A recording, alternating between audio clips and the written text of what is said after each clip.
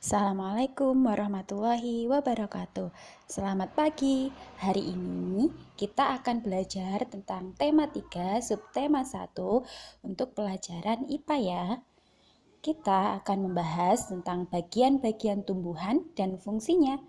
Tumbuhan itu memiliki bagian-bagian tertentu, yaitu akar, batang, daun, bunga, dan buah, serta akar ya. Yang pertama, kita akan membahas tentang akar. Akar berfungsi menyerap air dan garam, mineral dari dalam tanah pada sebagian tumbuhan. Akar sebagai tempat menyimpan cadangan makanan. Secara umum, akar itu terdiri atas akar utama, cabang akar, dan rambut akar. Berdasarkan bentuk akar, dibedakan menjadi dua, yaitu akar tunggang dan akar serabut. Berdasarkan fungsinya, akar dibedakan menjadi akar gantung, akar nafas, akar tunjang, dan akar perekat. Untuk bagian yang kedua adalah batang. Batang dibedakan menjadi 3 jenis, yaitu batang berkayu, batang basah, dan batang rumput. Selanjutnya daun. Daun memiliki bagian yang terdiri atas tangkai daun, pelepah tulang daun, dan helai daun. Daun itu dibedakan menjadi 4 berdasarkan tulang daunnya, yaitu menyirip, menjari, melengkung, dan sejajar. Daun nangka, daun mangga, dan daun jeruk itu merupakan kelompok tumbuhan yang memiliki tulang dan daun menyirip ya. Berdasarkan jumlah helai daun dibedakan menjadi 2, yaitu daun tunggal dan daun majemuk. Kemudian kita akan membahas tentang bunga. Bunga tersusun dari beberapa bagian, yaitu benang sari, putik, kelopak bunga, dan mahkota bunga. Putik yaitu alat perkembangbiakan betina, dan benang sari yaitu alat perkembangbiakan jantan. Berdasarkan kelengkapannya, bunga dibedakan menjadi 2, yaitu bunga lengkap dan bunga tidak lengkap. Sedangkan berdasarkan alat perkembangbiakannya, bunga dibedakan menjadi 2, yaitu bunga sempurna dan bunga tidak sempurna. Bagian bunga selanjutnya adalah buah. Bagian tumbuhan selanjutnya adalah buah ya.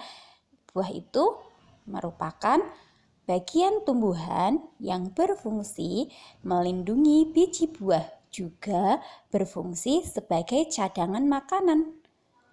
Untuk biji berkecambah contohnya mangga, buah apel, dan buah alpukat. Yang terakhir, bagian tumbuhan yaitu biji. Biji merupakan hasil dari pembuahan yang terjadi akibat penyerbukan antara serbuk sari dan sel telur. Pada putik, jika biji ditanam akan tumbuh menjadi tumbuhan baru. Itu adalah bagian-bagian dari tumbuhan ya. Yang pertama akar, kedua batang, ketiga daun, keempat bunga, kelima buah, dan yang terakhir adalah biji. Ya, untuk daun itu tadi ada yang menyirip, menjari, melengkung, dan sejajar. Contohnya yang menyirip itu ada daun nangka, daun mangga, dan daun jeruk. Kemudian tadi bunga itu mempunyai 2 alat perkembangbiakan. Yang pertama alat perkembangbiakan betina yaitu putik, dan alat perkembangbiakan jantan yaitu benang sari. Nah, selanjutnya untuk lebih lengkapnya nanti kalian bisa baca di fokus tema 3 nunggu dibagikan ya. Terus selanjutnya materi kita di tema 3 subtema 1 ini adalah bahasa Indonesia. Bahasa Indonesia kali ini kita akan membahas tentang wawancara. Wawancara adalah percakapan dalam bentuk tanya jawab antara pewawancara dan narasumber dengan tujuan untuk memperoleh suatu informasi. Di dalam wawancara itu ada dua, ada pewawancara dan narasumber. Pewawancara adalah orang yang mewawancarai, sedangkan narasumber adalah orang yang memberikan informasi atau orang yang diwawancarai.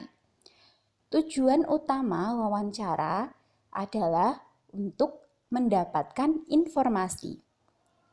Agar kegiatan wawancara menjadi terarah, sebelum wawancara sebaiknya kita menentukan topik atau tema wawancara dan mempersiapkan daftar pertanyaan terlebih dahulu agar tidak lupa apa saja yang ingin ditanyakan kepada narasumber. Ada beberapa hal yang perlu diperhatikan oleh pewawancara ketika melakukan wawancara. Yang pertama, mengucapkan salam dan memperkenalkan diri. Yang kedua, bersikap sopan santun, wajar dan ramah. Yang ketiga, bertanya dengan kalimat yang jelas sesuai dengan topik wawancara. Yang keempat, mencatat hal-hal penting saat wawancara. Dan yang terakhir, mengakhiri wawancara dengan salam dan meninggalkan kesan yang baik. Itu adalah 5 hal yang perlu diperhatikan dalam mewawancarai.